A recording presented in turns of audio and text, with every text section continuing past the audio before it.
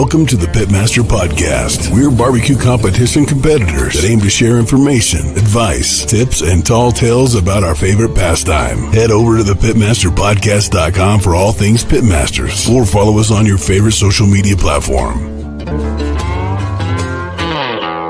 And now, here are the hosts of the Pitmaster Podcast, the two-time grand champion, SCA World Champion finalist, and barbecue specialist of Smoke Ain't No Joke Barbecue, the Anthony Luan, and the 24-time grand and reserve grand champion, reserve world grand champion, Windover High Roller champion, and the founder of Pitmaster Barbecue Supply Company stores in Utah, the old man himself from Big Johnson's Barbecue, Jesse Johnson. This is Greg Rempe from the Barbecue Central Show, and you are listening to the Pitmasters Podcast, and they are doing it live. We'll do it live. That's right, Bill. I just said that. They're going to do it live. We'll do it live. Yes, live. They're going to do it live. Tuesday night, Jesse, what's up? What's up, my brother? How you doing? Doing all right, man. Doing all right. I had to crank up some iced coffee, man. It was a long day in the store, getting all the scores out from this past weekend. Getting all the registrations ready for the Summer Slam barbecue backyard barbecue competition at West Jordan. So, been a busy day. Yeah. So, who won that event this weekend, man? Go ahead and give them a shout out. Sexual Chocolate Barbecue. Yeah. AKA an offshoot of 5XL Barbecue, correct? Yep. He's he was going to be what he's going to be. So I'm naming my new bow Chocolate Thunder because I'm doing a black on black bow. And what was his name? It's going to be Chocolate Thunder. I think that's what he wanted to do. Black Thunder. Yeah, it was going to be Black Thunder. Was his going to barbecue team name? We're sitting there BSing with the 5XL guys, and they're like, "You know what your name of your team should be? It should be Sexual Chocolate."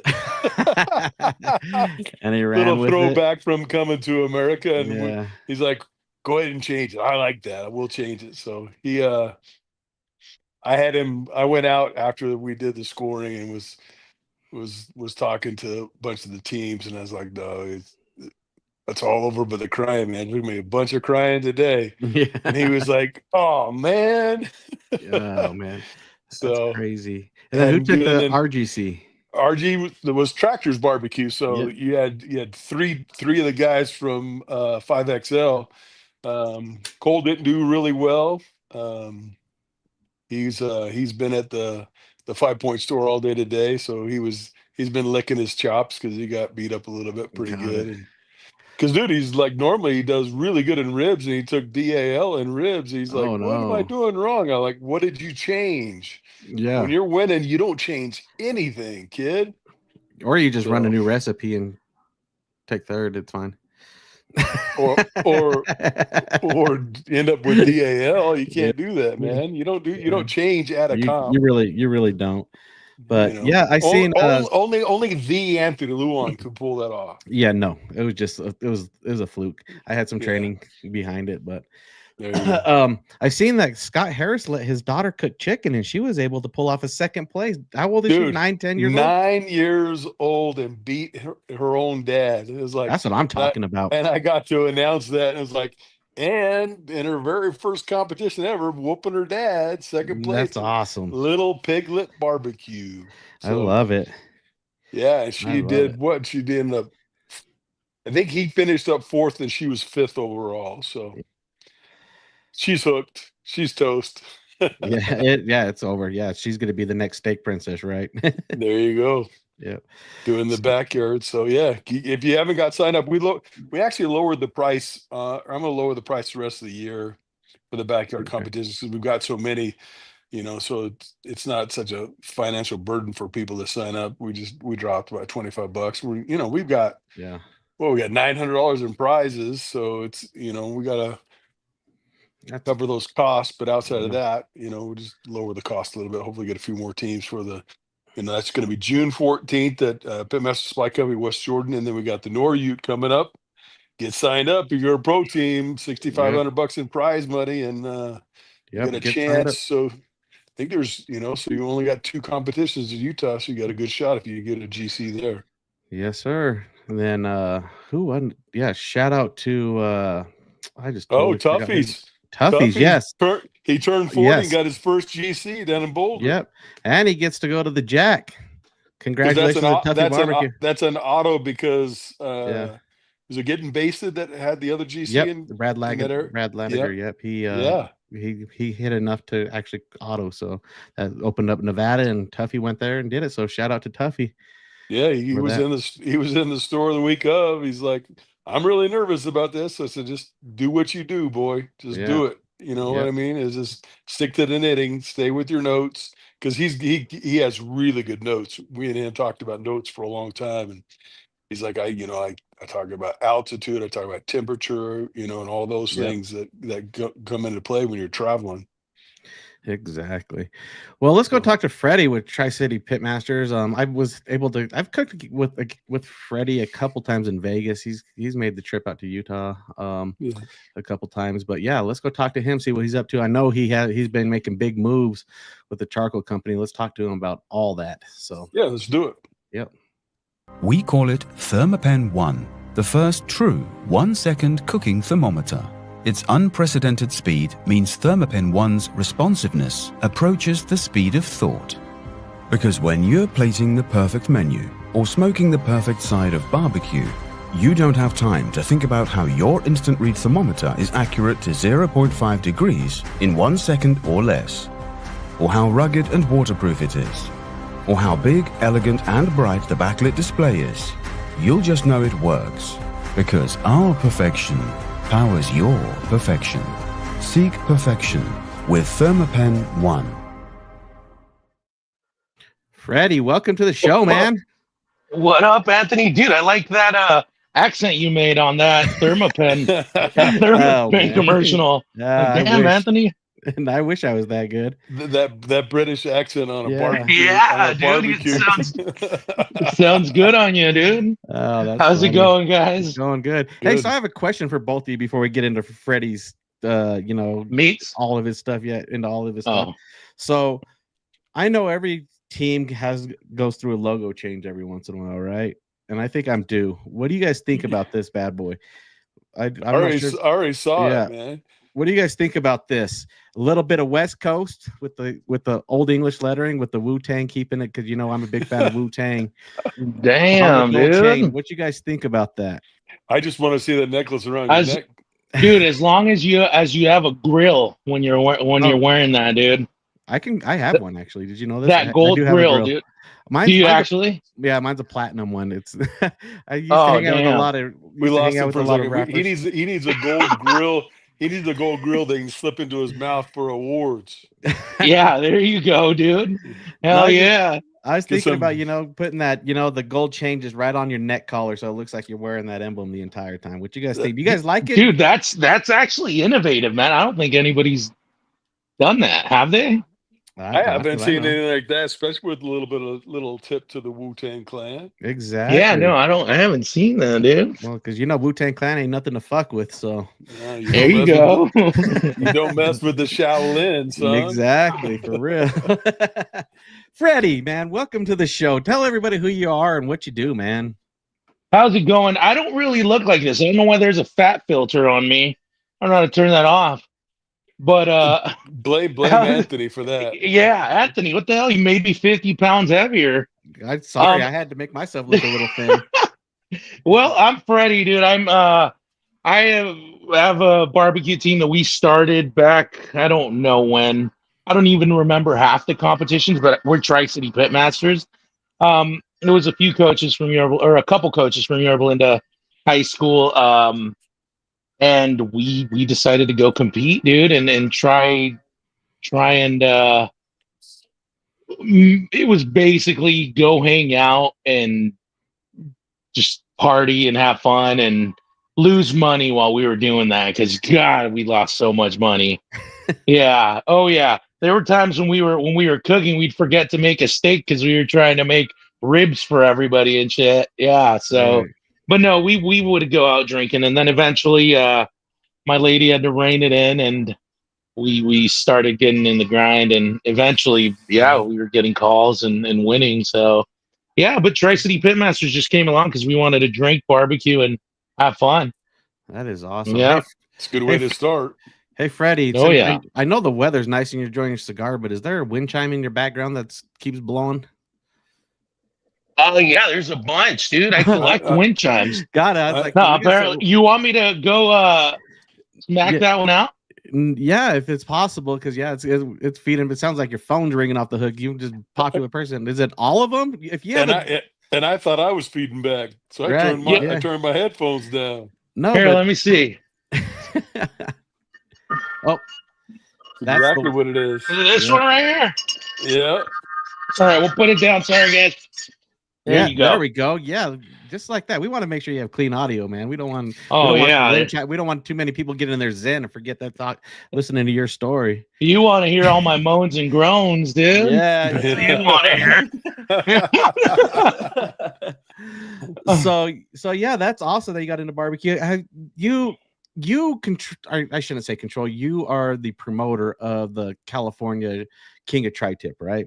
Yeah, so we've had right now. Yeah, I used to promote events for SCA, and it was I think 3 of us that were doing it, or 2 of mainly.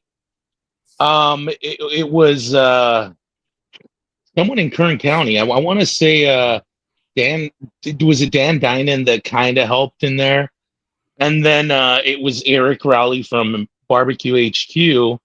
And I was trying to host here in Southern California, and I love hosting those events, but it was hard to come ahead, dude, because I didn't want to. I don't know. I would go all out. Like I wanted to give shit out and make sure the trophies were cool and.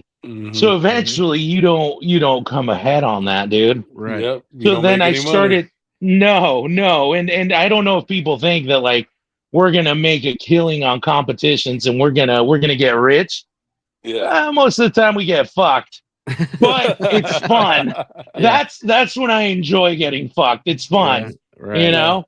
I eventually I'm like, dude, what can I do to kind of save money? I don't have to stress about buying the steaks. And then I considered myself the king of tri-tip. All right. You guys? Right. Yeah. All right. So I was like, you know what, dude? I want to host I want to make an association called the California Tri-Tip Association. That's where we've labeled it. And now the series is called King of Tri-Tip. So the goal was to have that King of Tri-Tip series and then have little competitions here and there. But being in California, there's so much shit that I don't know if you guys face that where you're at, but the health department, the fire department, all the shit that they want from us, from promoters or people that are going to do events. Everybody wants their little piece, you know? Yeah. And I was going to host the King of Tri-Tip. We were already due to host it at Pfeiffer's Brewery here in Anaheim. And Thursday, I think the Thursday before the Saturday where we were going to host, the owner of the brewery calls me. He's like, "Hey, dude, the health department just headed over here. They called me and everybody needs to have their health permit." And I'm like, "Wait, what the fuck?" Like, yeah, I can't do that. You're in the state of legislation and where they want everybody wants their little piece of the pie when there's not that big of a pie. Yeah, exactly. So I tried to have the event and move venues, and it just didn't work out. So since then, it's been hard to get a place to actually have me. And I think I spoke with Steve Conaway from Part-Time Barbecue, and he kind of told me there's a few things we can do to make it a private event or something like that. So I'm working on that. If you're sampling to the public, that's when the health departments become involved. Yeah. Then that's what I try to do, dude, because I want everybody to make money. Yeah, but that means every team has to get a temporary food permit. They have to have a wash station. They have to have all the little things that the health department wants to see when I make sure everything here is a private event now. So that way you don't have to deal with the health department. Like I've had the health department show up to a competition before, and I've just kicked them out. So this is Oh, there not, you go. we're not sampling to the public. It has nothing to do with you. There's a private event. It's going to it's going to the people that are hosting the event and the judges. That's all that's getting the food, and they have no say in that case. And I was lucky enough years ago. I had one of the owners of the company I was working for at the time. We were tailgating. We were State University, private event. I had a health department guy walk into our area and open my pit. I'm like, what are you doing? I didn't know who he was. He didn't announce who he was. He opened my pit and started messing. I'm like, you need to get the French out of here. And then the owner of the company walks up, what's going on? And he just rips this guy one side up, one side and down the other, and said, get out of here. There's a private event. We're not serving the public. Get away from us. So it's just sometimes, I mean, it made me nervous as heck getting on the health department guys, but it had nothing to do with them. Mm-hmm. Yeah, so I guess that's what I have to do. But see, my dilemma is, I don't have a spot where like I own a store, or I own this, and so I have to go looking, and preferably it's usually breweries, because I want to. Barbecue goes great with your beer, your brews, or whatnot, and usually I want the breweries to make money. So I've done where it was a total private event, and the brewery guy was like, "Dude, I didn't make cash." Well, because competitors will bring their own drinks. So then we did for every drink you buy, we did and this is a great concept because the brewery made a killing, but we'll do a people's. So let's say it was a steak competition, right? And we'll do like a steak A and B, and then ancillary would be people's choice. Now in people's choice, it would be every drink you buy at the brewery, you get 2 voting tickets and 2 tasting tickets, 1 voting ticket. So that's every beer you buy.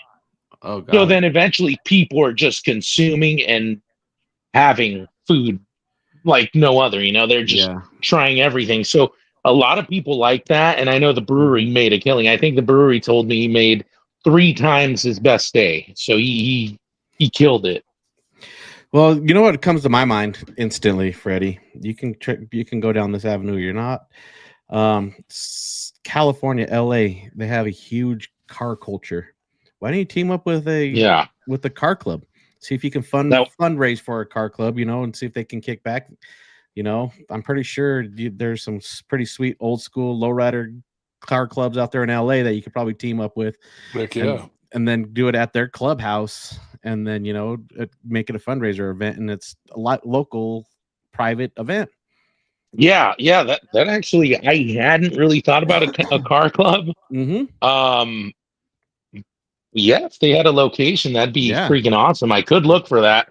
And I wanted to host an event this summer. That King of Tri-Tip is due. It's the last one. I have all the qualifiers and because you've done 3, and the 4th one is going to be the end of the show, right? Yeah. And I wanted to keep my lady gets mad, and I told her I really don't do it to make a killing. Like I've never hosted a competition thinking like I want to fucking make a killing. Yeah. No, I usually host it to see familiar faces and to have a good time, man. Like and whenever I host something, it's like, dude, I want to make everybody happy, so I want to give them money. I want to give them freaking little goodie bags with shit they can use. Like never once kept. I don't keep shit for me. Like if charcoal company sends something, like it's going to the public, it's going to the competitors.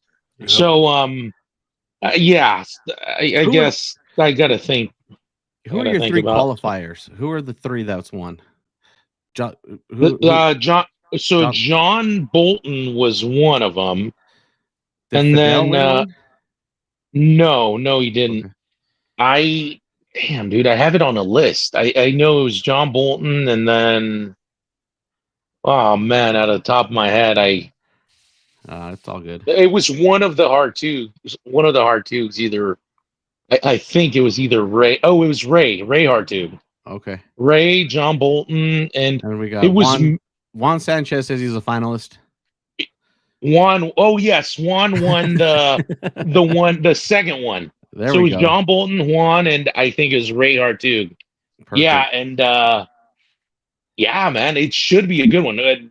Those three, and I got the chance to, didn't know they were gonna win, right? Because I have nothing to do with judging. Like, I'll stay outside. I'm the pretty face representing, the so I'll be outside. My lady's dealing with all the judging inside. So I go and try freaking tri-tips, dude. Mm-hmm. And those three, I did get a chance to try them, and they were killer. Like, they were killer. So for a tri-tip competition, so how are they turning in their tri-tip to the judges? So people we do. There's six slices or minimum, and that's I guess through KCBS SCA minimum. Sure. They can throw a whole tri-tip in there. We're only going to try 6 slices. Right. Yeah. And judges would love that, because usually I let the judges help themselves after. But we do 6 slices, and once again, same as other organizations, we don't judge on garnishing or anything like that, or the little kale bed and shit. We don't do that. We don't judge that. But once you turn in, we go for appearance, taste, texture, and overall impression. Now, we do not do doneness, because when I would compete in tri-tip competitions, I marinate. I marinate my tri-tip. I'm a big marinating guy. It's a thick piece of meat. Yep. You have to get marinated to get flavor in there. If not, well, then you'll have to, mix the drippings, whatever you do. But anyway, I marinate, and my marinade was red. So every time I would cut through to it, it looked like it was underdone or a little red. So if I were to judge, if you guys were to be getting judged on doneness, and it's your marinade, it's not fair. So yeah, sure. Now I do leave doneness for overall impression. Now let's say, and I explain it when we have the meeting for the cooks, but let's say it's blue. You turn in a blue tri-tip. Of course, that's going to be shitty, and it'll affect you in overall impression. And then let's say you have one that's Triscuits. So that's another one that's the reason we didn't do doneness, because there's people that love to make it like briskets. It's tender. I don't. For me, that's not, I don't know. I have my opinions, but it's a steak. It's a steak, so it's a steak that should be cooked over fire. And that's how I like to go. You just cook it over fire on the Santa Maria. But no, there's guys that do the brisket style. That's amazing. Yeah. So yeah, it's taste, texture, taste, appearance, taste, texture, and overall impression. And then for ancillary, it's usually the same as the other organizations. So got it. Yeah, but that's pretty much it. And then for texture, well, we don't want it to be rubbery, and a lot of people, I jacquard my tri-tip, so I jacquard it. There's a little strand that runs between the little the fat part and the lean part, the flat. Yeah. I usually like to break that down, dude. So you got to get in there with a jacquard and break that little rubber band down.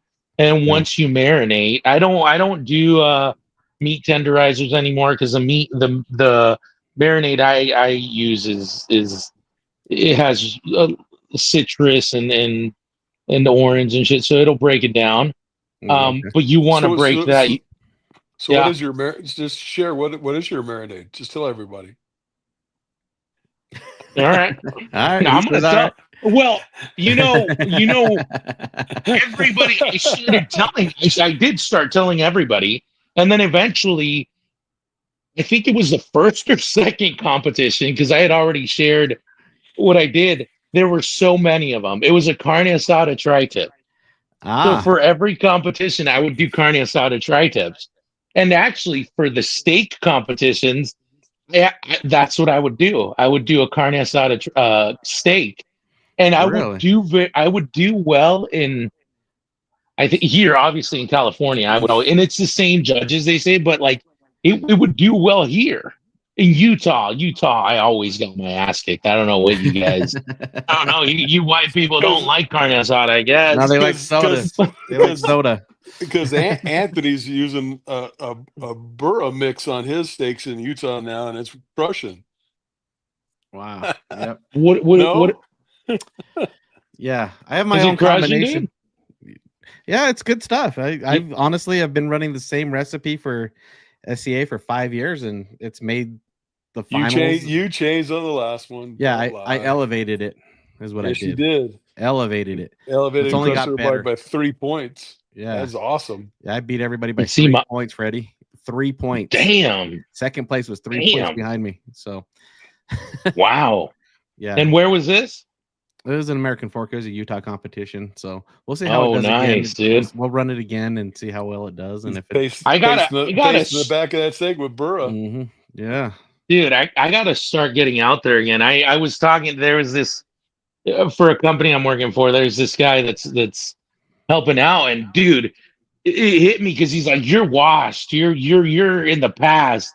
I'm like, oh fuck, dude, I gotta start going again. Yeah, you kind of are.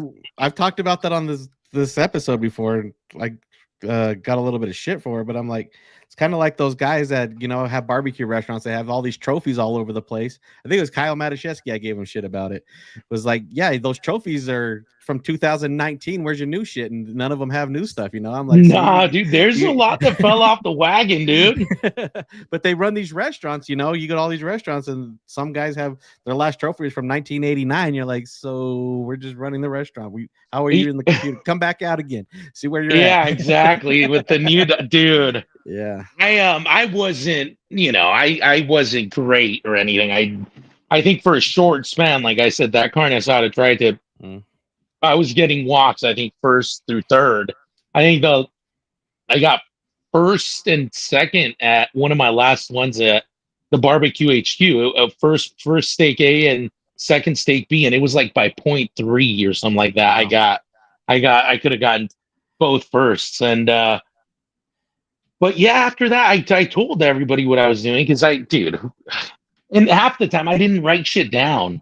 So I would be in my kitchen, dude, just trying to remember everything. And I do remember what I put it, but it won't taste the same as last time. You're right. But yeah, I'll remember ingredients 1 through 5, and then the other 10 go to shit because yeah. So, but no, I never wrote shit down really. Timing, I got to timing down where you guys are pros, so you would know that, but I never got into the altitude and all that. Like, I was never technical about it, right?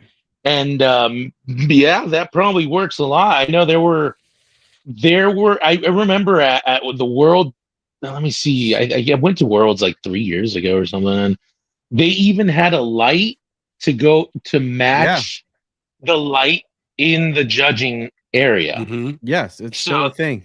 Yeah. So I bought my fucking light, and I'm like, well, let's try it. I had no idea what the fuck I was doing, but I did it. Yeah, you're like, it looks like this is my number. What's your number? What are you cooking to? Exactly. Yeah, dude. Yeah, but I do miss that. Yeah, Brandon, he was commenting earlier. He's a light guy. He goes in and gets the light, and he figures out if he has to undercook or overcook depending on the light. So. Oh, really? Yeah, he's sometimes consistent. He's working. Oh yeah, that shit'll determine a win, dude. Yeah, it really will. Yeah, not unless they're competing with you that you blow them out of the water by 3 points. Then I just get lucky. Yeah, even the losers get lucky. Yeah, exactly. That was my little song when I would compete. Yeah, Tom Petty's like, even the losers get lucky. right. Yeah, dude. But Jesse, now do you compete or do you just host? No, I competed for the first time since 2019 last year. So I did because I'm putting on I'm doing what you're doing. I'm promoting a lot of the backyard events, and I do a couple of pro events in Utah. But I got to compete last year, and because I hadn't had a trophy since 2019. Anthony's talking smack about me is what he was doing. How fucking dare he? I know, but he can't. So I went out and we took fifth in chicken, fifth in ribs with they were ugly, and I can't believe I got a top 5 call. And then we took seventh in brisket, and we were 2 points away from second. So it was like, damn, I had forgotten things that I have notebooks full of notes. I'm a big note taker. Oh yeah, to remember stuff. Had I vented my brisket was on point. Here in Utah a couple weeks ago, ended up winning brisket, and I followed all my notes. It was just a little under for me, but it had a good pull. The flavor was off the chain, though. The flavor on the brisket is so good. You know, Freddy, don't let him bullshit you, dude. He probably does have a notebook. He probably read it, remembered it, knew exactly what he's gonna do, because I did not see that notebook one time, and that shit was on point. It's right there, bro. See? But you got to go back. I went back and read everything. Yeah, that's what I'm saying. Yeah, you went back and probably read it, but yeah, this notebook that he speaks of, I'd never seen it. He just went back. I've got a good memory, son. He probably, dude, he recited it in front of the mirror in the restroom the night before, dude. Well, he records our intro to the show. I'm pretty sure he read it. He read it, recorded it. Gotta have a script. Yeah, the AirPods that he has he's probably just telling himself what to do. The next one, he had an advantage. Did it work? Fucking amazing. It sure did. That stuff was good. And the thing of it is, the brisket I cooked last year was better than what we turned in this year. But because I didn't vent it, it was 1 degree or 2 degrees past what it should have been. Mm-hmm. Otherwise, you did a full you did a full cover. You foiled it up. Yeah, it was a full comp. Yeah. So yeah, but I'll be ready for July this year. I need to subscribe to that audiobook for your notes, and just send me a link. I'll go and record it. You can go to sleep on it. It's that same English guy reading it from the Thermapen. Well, I did the Thermapit ad like 5 years ago, and the guy's like, "Well, change this, change that," and I fixed it. I'm like, I am not a fan of having a British guy doing a barbecue ad. It is not. What do you mean? What about? It just doesn't sound right. Somebody talking about the perfect doneness for barbecue. I'm like, and he's got a British accent. So I'm like, that's telling me, small. Yeah. Like that. Yeah. There's that guy. He's from Australia. Remember that guy that he was a big Kamado Joe guy? Where's he from? You know which one I'm talking about? He does. He I don't know. I don't know who the fuck he is. I don't even know. I'm not even drunk yet, and I'm speaking gibberish over here. Yeah, but no, he knew how the shit he did and sounded good. Yeah. But damn, man, you guys so you work for ThermalWorks, right, Anthony? Yes, I do. Yep. And then Jesse, you also I just sell a ton of ThermalWorks. Yes. Oh yeah. We got 3 Pitmaster Supply Company stores in Utah now. Yep. Oh man. Yeah. Hey, and Jesse just picked up Firebull. Oh yeah. Yeah, let's Thank talk you about for that, Jesse. Let's talk about that. Where did Firebull come from? It comes from Paraguay. Tell us the backstory about this, so people can go in Jesse's store and buy it all up as soon as he gets it. I've got pallets of it. I got. Freddy's got. I forgot. I got to pay my bill. I can send Freddy a check. That's the only reason I came on here, to tell you to pay up. No, I'm just kidding. I'm just kidding. It's like have Jesse James. Pay up, sucker. No, man. It's it's from Paraguay. A lot of people have already tried it. They just don't know it. Yep. And I can't speak too much about it. But we talk about that in the store about that. So Yeah, yeah, We explained it. oh yeah. So there's this big company that dude, their advertising is killer. They Yeah. are one of the top, for me, one of the top charcoal companies in advertising, and their product is great. But they did a hell of a job marketing their products. Yeah. So eventually, well, along came Firebull. There was a success in that product that company was offering. Quebracho Blanco. Not a lot of people offer Quebracho Blanco, and so it's a premium lump charcoal, and It we burns can't. Well, so good. It burns so good. it burns hot. It's super clean. Yep. It's great for open fire cooking. I don't know if you've done open fire cooking and it's great for that. We do have the paper bags, which you can light on fire and throw it right on the grill, and it'll light your charcoal for you. That's the reason why we kept those paper bags, is to just for you to, if you have the small bags and you're using your kettle, light the bag on fire, throw it on your grill, and It it's works lit really up. good. It really works really good at the bacanas. Yeah, and I know Anthony's been cooking a lot with the bags I already sent him. Yeah, I have. That's what got 3 weeks ago. That's what got him the win. That's what got him the win. Yeah, dude, it was all fire. He's been waiting for it for like 4 weeks, dude, and it's all good. Man. That's my fault, dude. I got to get it out there, and there's actually a few people I got to get it out there too. What did I win with, Anthony? What did I have in my drum? I had Firebull in my drum. You actually did. I did. No, I was going to answer that. Firebull? Brisket? Yep. Yeah, brisket in your drum. Yep. Damn, dude. It worked, man. It worked. Man, no. People love it. And it is a great charcoal. As it's back here. I don't know if you can see it past my big head and body, but somewhere back there.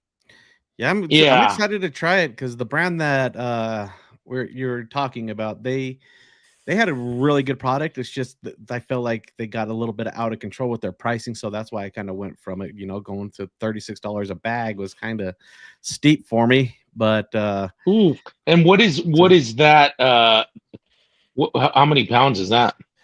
What was it? It was just their 25-pound bag.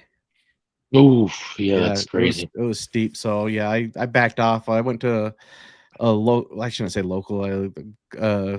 Just a lump charcoal. I need to find a better quality one. I was running Big Papa's last year. That was good stuff. Brandon turned me on to that. I ran it for 2 years, but then they had a change as well. So right now for charcoal, I'm just kind of grabbing whatever I can, just to fire up. Well, I need something more consistent. Well, just go to West Jordan. They have Firebull in West Jordan. Sure. Yeah, and or we we can get you some bags over there, and you'll start cooking with Firebull. Exactly. Heck yeah, dude.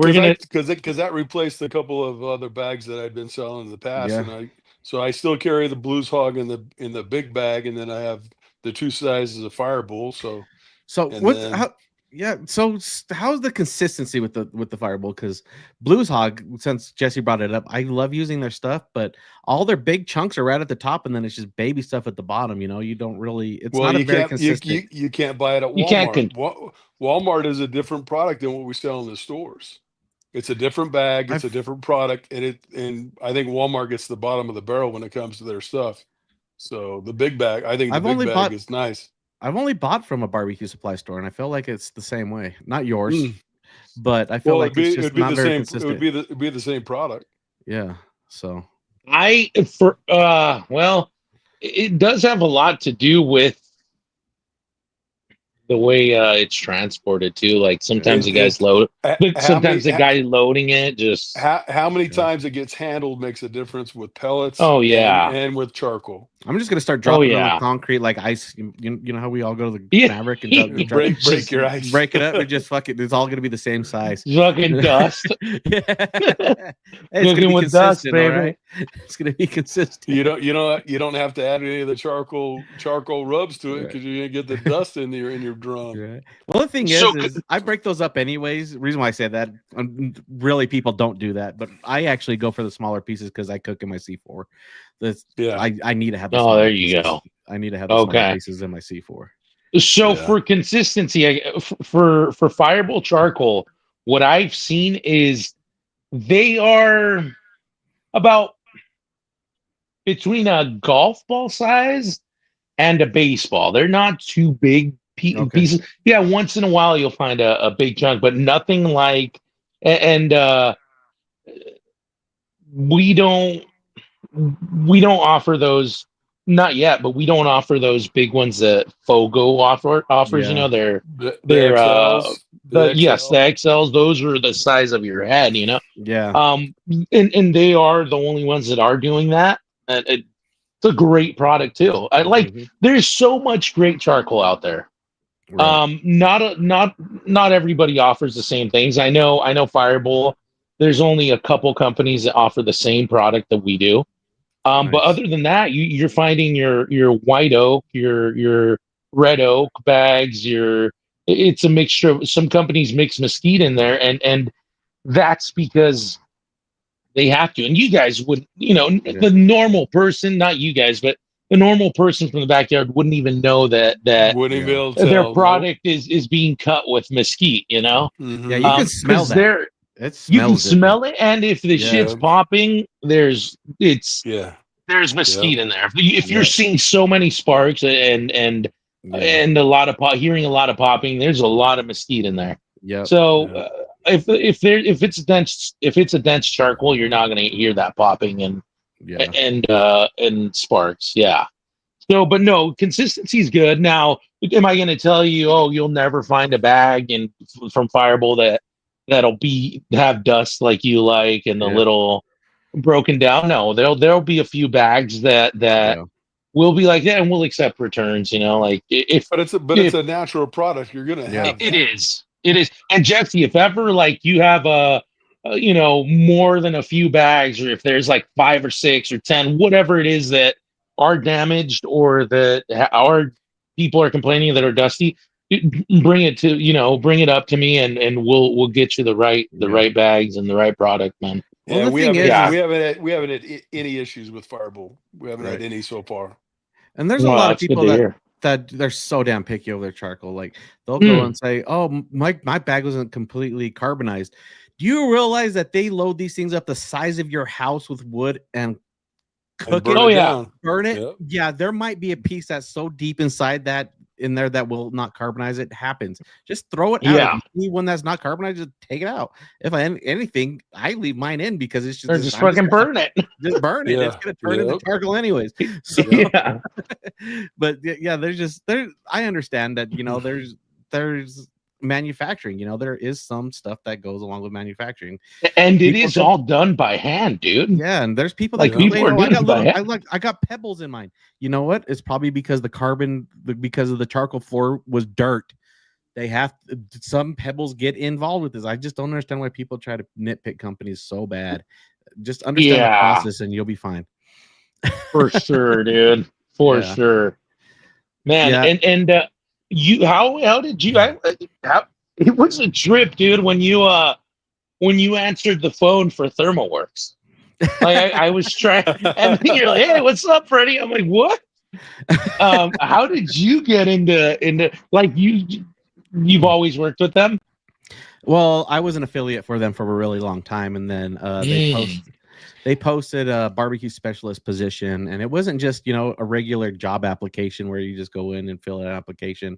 I had to go through 5 interviews, including an interview with the CEO, and they drilled me and asked me cooking related questions, temperature related questions, so, and I guessed right on every single one and got a job. Dude, you read Jesse's book, didn't you? Yeah, I read Jesse's book. the audio book. Yeah. And he left another great company here in Utah. Hoyt. Yeah. He was working for a Hoyt bow company, and we're both big bow hunters, bow shooters, and dang. Yeah. But no, I didn't know that. Yeah, so I just knew enough about barbecue to be able to relay that to the people and just let them know. And I was his one phone a friend on his interviews. Yeah, I was Oh, like, yeah. I was like, just in case I got Jesse to back me up if I can't remember what the done temperature of a chicken thigh is, I can phone a friend. But what is it? 275? Yeah, Doneness of a thigh? I'm just kidding. I told them 205, and they were like, "What?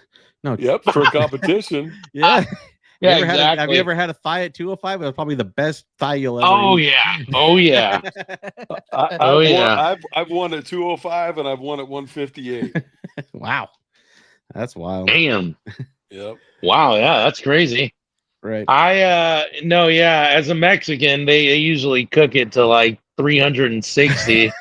they want to make sure you're not gonna have the shits the next day, so they'll burn the shit out of the thighs. Yeah, well, the marinade, you guys, a lot of Hispanic cultures, they marinate and they rely on the lime to kill everything, and then anything left over, they got to kill it with the heat just to make sure. Oh hell yeah, and they make sure of it too. Caramelize that sugar. Exactly. Yeah. So ThermalWorks has always been good, dude. Good to me. Good at every competition. I know. I don't know if Kyle's still there, but yeah, he is. Kyle, he's dude. He is one of my favorite people. He's always had sent out stuff for us for our competitions, and I wish I had that hookup. You can send out some stuff for the backyard guys. Come on now. He's moved on. He's moved on from that position though. He's doing bigger and better things. We sold out all the RFXs this Memorial weekend. We sold out everything. Oh wow! Wow, it was crazy. That's awesome. Yep.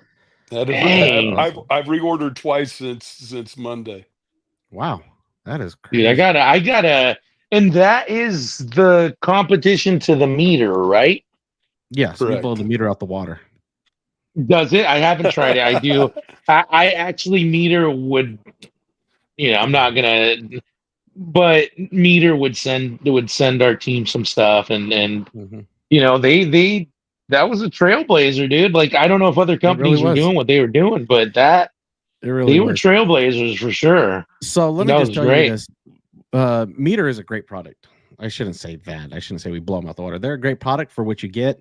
If you just want something super reliable, super accurate, and super stable, ThermalWorks is where it's at. We don't have. Oh, for sure. We don't have all those.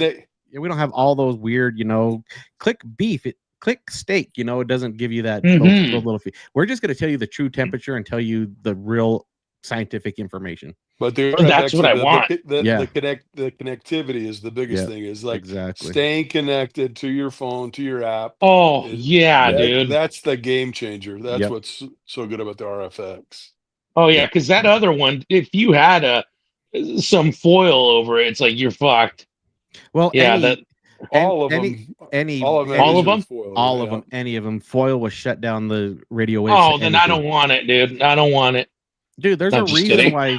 There's a reason why those tinfoil hat guys are actually kind of right on the right path to block. Hey, I wear that. I wear that out to work and stuff. What's wrong with that? You're on the right. You're blocking radio waves. There's nothing wrong with that. You're in California. They gotta follow you around somehow. Yeah, I wear it under my helmet, dude. Yeah. But I have a question. I've seen it since we put it on here. Jesse, you know of them. I know of them because they were I think they were a local company, but Prime 6 Charcoal. They came out with these little logs, these logs, and they were put in the cardboard hexagon containers. Oh, dude. I could whip some out right now. Yeah, so what's the story behind them? Because they were going super strong. They were promoting. They are. No, they still are. I'm not seeing them though. You go to Target. They're their biggest freaking Target has them. They're selling to the dads that don't understand barbecue, I feel like, because everybody I talk to, I hope Martin isn't on here, the owner of Firebull. Let me see. You can be politically correct, but I'm gonna be honest because I don't lie. Right. I love the product I'm with. Mm-hmm. I've loved the products that I was with before. I have nothing bad to say about any charcoal. But actually, I do, but I won't. There are a few companies that I think is the every backyard barbecue uses that charcoal. That I'm going to say Kingsford. Don't like it. That's one that I don't like. But anyway, that's my opinion, not your guys's or anybody else's. The Prime 6 has to be one of my favorite charcoals that I've ever tried. Ever. But why? Why? It burned super clean, super consistent, hot. Yeah. And it lasted so long, dude. I could do one chimney for steak A, and that chimney would last me through steak B on my Hasty Bake Ranger. So why did they give up on the competition scenes? Because they came out heavy trying to get everybody in the competition. Then they that was me. That was me. Yeah. Then I moved on. I moved on to help another company. Yeah. But eventually, because look, I'm going to be honest. How can I put this? Politically correct. When you are, exactly. PC. When you are trying to market to, yes, the backyard dads, the Target, and us competitors and us people hosting competitions, our outreach is limited. Like we won't have the people from Little League stopping at our competitions. We won't have the soccer moms and soccer dads stopping by, and you know what I mean? Yeah. Mm-hmm. And those are the people that a lot of companies want to reach, because that is where the money's at. True. The price point conscious people out there, they're actually looking for the cheapest charcoal that they can find. And here, the biggest charcoal you find in California, it's mesquite. Nothing beats the price of mesquite. So prevalent, so cheap. It's and mesquite comes from our neighbors down south, and it's easy access, so much of it. So when a bag is being sold for $5 a bag for a 10-pounder, it's really hard to compete with that one. But anyway, so the competition aspect, a lot of companies that I worked for, it was hard, and then that's when influencers started to pop up, right? Yep. Like the big TikTok and the shorts and maybe it was even before that, but influencers started to pop up, and then companies were relying on them. Right. So eventually the influencers were selling so much product that when they saw how much product competitors were selling, they're like, wait, because we can't track how much we sell, Anthony. Like if we're competing, we can't be like, oh yeah, Joe Schmo over here came over and he said he's gonna go buy like 3 bags right now. We can't do that. Like an influencer can be like, click on my link right here, and you'll have a lot of people clicking on their link. Competitors were very limited. And me, dude, I don't have time to be when I was competing, I didn't have time to stop and make a nice video, dude. Like it was crunch time, Well, it's just not even the competitors pushing the product, it's just competitors using the product. How come they gave up on marketing to us then? That's what I'm more or less saying. Because if you're saying you can cook a chimney that goes through steak A and steak B, why aren't we all using that and making it less stressful on us? Oh, because on that product, right? Yeah. It was now at Target, I actually opened the box. When I was in Target, I opened the box because they sell it to you now with the chimney and the pieces are broken down. And I had told them so much, like, I'm like, hey, we don't need those long pieces. We don't use it, and it dies down easy. Yeah. So then what we would do is we break it. So I would, and a lot of competitors would do this. We'd hit it on the edge of the chimney and it'd break in there. So you had little chunks like briquettes. It resembled briquettes. Yeah. And it has a hole in the middle. So if it resembled a briquette but had a hole in the middle, you had so much oxygen going in there. It was beautiful. Well, now they sell it like that at Target. It's already in the chimney. They sell it to you with the chimney, and it's inside the chimney, ready for you to just get home. Light, put a lighter cube in, under the chimney, and you're good to go. Yeah. Yeah. Oh. So it was just the ease of using it. People didn't want to buy it. Yeah. Got it. A lot of restaurants use it too. Yeah. But anyways, I just had to ask about that. They're from Utah, aren't they? They're a Utah-based company? No. I thought they were. No, they're in New Jersey. Got it. That's Ricky Franco is the owner. She's in New Jersey. Got it. And then you had Mike. We're all going to be using Firebull anyway, so it doesn't matter. Oh, we want you guys to. Now, hold on. This is the other thing, though. So, why aren't we? So right now it's such a small company. Like, we're not at the level that FOGO is right now. We're not at the level that Jealous Devil is. Everybody aspires to be those companies. Like FOGO and Jealous Devil and Royal Oak and all those little companies that came up and made their own charcoal. We aspire to be, dude. FOGO and Jealous Devil, they're great. Like they did a hell of a job, and it takes a lot of work to do that. And they did a great job in building their company. Right now, Firebull, we're so small right now. We're starting off. I know we're picking up speed, but we don't have the. Are you there? Yeah, there you go. Oh yeah, we don't have the revenue right now to be able to. I'd love to send tons of pallets out, Right. But for now we have to be a little reserved. Eventually, we'll get there to we'll be like, dude, yeah, we want to start. And I know there's one of the affiliates that's with us. He's handing out bags to different competitors. But we eventually, I want to make a pro team, and we want to sponsor our 10 competition teams and have them pushing the product like we did at FOGO. At one point, FOGO had a hell of a pro team. It was Kyle Matuszewski. It was who was it? Steve Conaway. Steve Conway was on there. Yeah, Jerry Aguilar, Marty Plute, Jamie Cooley. We had, dude, our team was just stacked.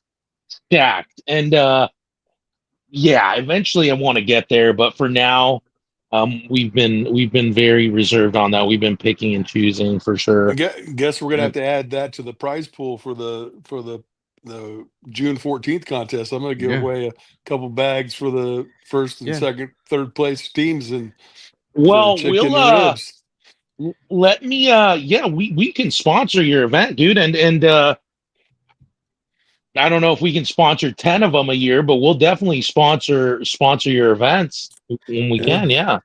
So what he's saying, listeners, is support your local barbecue stores like Jesse's. Go buy the product, enjoy it, help them build it, and then he'll start sponsoring teams if you're out there whooping ass. So.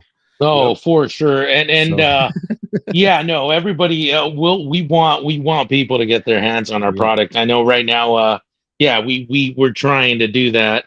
Yeah. So and Jesse, thank you for helping us with that, man, because no worries, you're the first store in Utah to pick us up. Actually the only one right now in Utah. There's 3 of them, so 3 of the stores are carrying Firebull, so there you go. Oh, hell yeah, thank you, man.